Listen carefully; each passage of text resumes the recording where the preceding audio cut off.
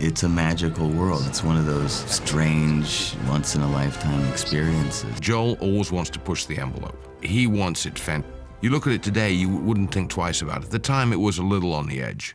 Very sort of beautifully lyrical and larger than life. And that was clearly the style he was taking to Batman. Very first practical problem of where are we going to build these sets that we can get to and film, based in Los Angeles.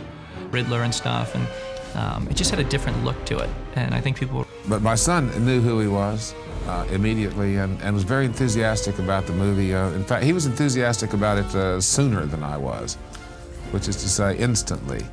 It took me a little bit longer to talk myself into it, and it was... Asking, what's your take on Batman? And Jen started talking about how Batman is always about duality, and Tim's eyes just lit up. He said, yes, they get it, they get it. The transition was absolutely smooth from Tim. And it's just great for the imagination because you're not dealing with real life. And once you get into a comic book, you have a much different world. And you get to create a Gotham City. You get to create what all these characters are going to look like. And the studio did want another Batman, and they wanted it to be sort of reinvented. What I said was I'd have to talk to Tim Burton, because he's a friend of mine, and I wouldn't do that. Turn itself.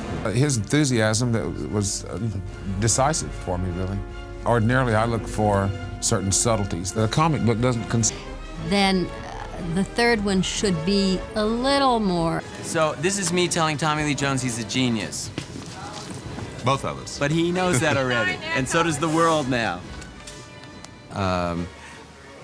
Brilliant, imaginative, creative people around. I try to have a lot of laughs on the set.